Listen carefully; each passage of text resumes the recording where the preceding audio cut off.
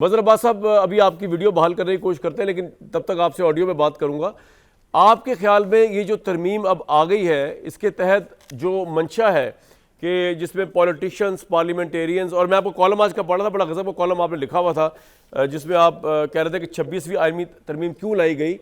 तो आपके नज़दीक अब ये जो तारिक फजल साहब चाह रहे हैं, कह रहे हैं, और बिलावल साहब चाह रहे हैं कि प्राइम मिनिस्टर्स को और पार्लियामान की बालादस्ती कायम होगी, इस तरह अनसमूल निकाला नहीं जाएगा, 26वीं आईनी तरमीम इस सब को डिफेंड करेगी इस तरह ही अब पार्लियामान को? जी सर। शुक्रिया कामरान। देखिए, दो चीजें हुई हैं। एक तो जो क्यों आई 26वीं आईनी तरमीम, उसकी एक बड़ी वजह जो PMLN पीपल्स पार्टी और जो उनको सपोर्ट कर रहे हैं उनका पर्सपेक्टिव है, और वो ये समझते हैं, और मैं उनको कम्प्लीटली डिनाई भी नहीं करता, ठीक है, वो ये समझते हैं कि जुडिशल ओवर रीच हुई 2007 के बाद। और जुडिशल ओवर रीच को बहुत से सीनियर लॉयर्स भी जो 26वीं आईनी तरमीम के खिलाफ हैं वो भी यही समझते हैं कि जुडिशल ओवर रीच हुई। जिस तरह जस्टिस इफ्तिखार चौधरी का कंडक्ट था, जिस तरह साकिब निसार साहब का था, जिस तरह जो पनामा का जजमेंट में जो लैंग्वेज यूज हुई, जिस तरह उमर बंदियाल साहब का था। लेकिन दूसरा पर्सपेक्टिव ये कि काजी फायजीसा साहब का भी उससे जरा मुख्तलिफ नहीं था।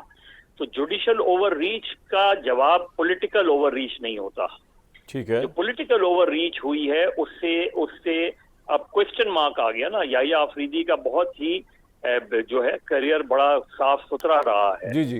लेकिन अब वो जब सुप्रीम कोर्ट के चीफ जस्टिस बनाए गए तो उनके हाथ में कॉन्स्टिट्यूशनल क्वेश्चंस तो होंगे ही नहीं, उनके हाथ में कॉन्स्टिट्यूशनल केसेस तो होंगे ही नहीं।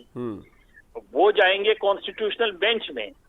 तो अगर उनको तमाम मेरिट पर और कॉन्स्टिट्यूशनल बेंच आप बना रहे हैं, तो अब सवाल ये होगा कि कॉन्स्टिट्यूशनल बेंच में कौन जजेस होंगे। एक पैरेलल कोर्ट का जो है वो तो खड़ी कर दी ना हमने।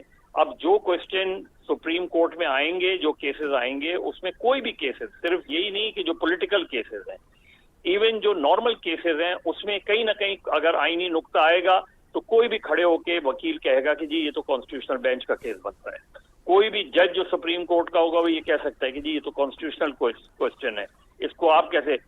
तो मसला हल नहीं होने पा रहा। जो ये कहा जाता है कि पेंडिंग ऑफ केसेस तो मेजॉरिटी सेशंस कोर्ट में है।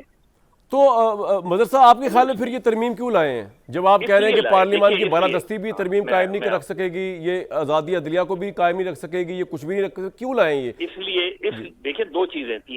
एक फियर फैक्टर था अमंग PMLN खास तौर पे, और पीपल्स पार्टी भी। और फियर फैक्टर ये था कि जो अगली आइंदा सुप्रीम कोर्ट बनेगी, जिसमें मंसूर अली शाह चीफ जस्टिस होंगे, वो 8 रुकनी बेंच के फैसले पर अमल करवाएंगे। और अगर अमल करवाएंगे तो उसके नतीजे में ये हो सकता है कि नहीं, तो आप मुझे ये कह रहे हैं कि अगर याहिया अफरीदी साहब चीफ जस्टिस बन गए तो क्या वो आइन की पासदारी करते हुए 8 टुकड़ी फैसले पे अमल दरामद नहीं करवाएंगे? वो नहीं कर सकते ना, वो नहीं करवा सकते ना। कॉन्स्टिट्यूशनल क्वेश्चन आ जाएंगे ना। कॉन्स्टिट्यूशनल कोर्ट को याहिया अफरीदी कैसे एड्रेस करेंगे?